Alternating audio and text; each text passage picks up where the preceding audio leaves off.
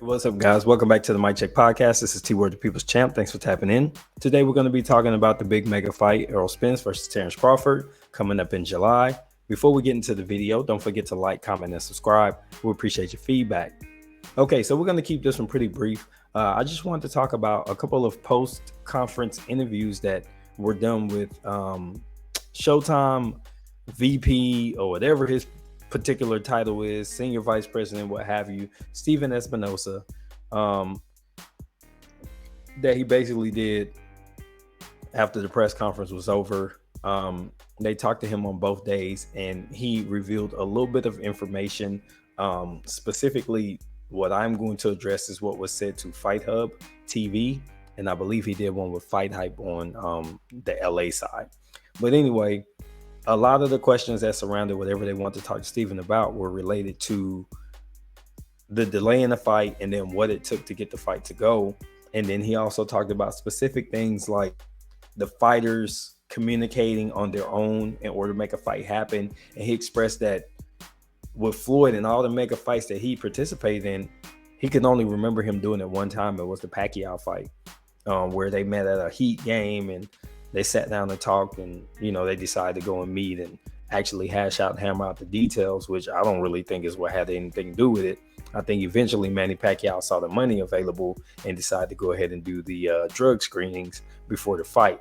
I think that's what actually happened before they got too old to make the money. I don't think them having a conversation really made a difference. Now, the flip side of that is, in this particular fight, it sounds like that made all the difference. But Crawford has on multiple occasions during this press and media run stated that we sat down like men and we made it happen. And then previously he stated that negotiations were happening and Spence wasn't there. Everybody knows my opinion on that. If you pay smart people that negotiate all the time, why the hell would you be in the boardroom negotiating? You tell them what you want and then you trust them to go and get it for you. It's as simple as that. The biggest, most powerful people are rarely in the boardroom for long, if at all. They pay people a lot of money to do that for them.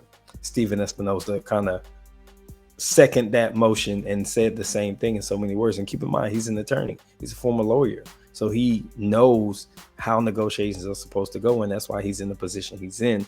So he was just kind of giving that back end perspective on what delayed the fight. What I've noticed is that the people from the PBC and Showtime side are doing their best not to say Terrence Crawford delayed negotiations, but they're letting it be very clear that we were ready to go and he went and did something else because he had these specific demands that were probably uncommon and a little bit unrealistic, but they gave him up anyway. They made a lot of concessions to make this happen, and those are the things that Stephen Espinoza has been trying to translate without necessarily just rolling Crawford under the bus. But anybody with a little bit of common sense can read between the lines and see that they're saying, this dude was dragging his fucking feet to get this fight going, and we just held on, and there were points in the conversation where we thought it wasn't going to happen, and then there were points where we were sure it was going to happen and it didn't click, and then finally, bam, we got this thing done. And he kind of gave the timeline as well. So in my opinion, it's water under the bridge. None of it matters. But I think after the fight, because he's been somewhat candid with what he's trying to say here, kind of allude to certain things. I think after the fight, he's going to go ahead and spill the beans and tell exactly what happened, especially if Spence wins and there's no rematch. He's really going to let the cat out of the bag. So be on the lookout for that. But we'd love to get your thoughts about these interviews from Stephen Espinoza. Do you tend to believe him? Are you still Team Bud and you think that they just offered him a raw deal and he just wasn't going for it? Or do you think that there were some other underlying reasons why these fighters couldn't get it done and they all had to actually sit down and have a conversation?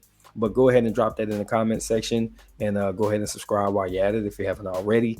And be on the lookout for our live video on 5:30 on Sundays, 5:30 p.m. Central Standard Time. We're going to do our weekend recap. But this has been T for the Mic Check Podcast. Until next time, I'm out. Peace.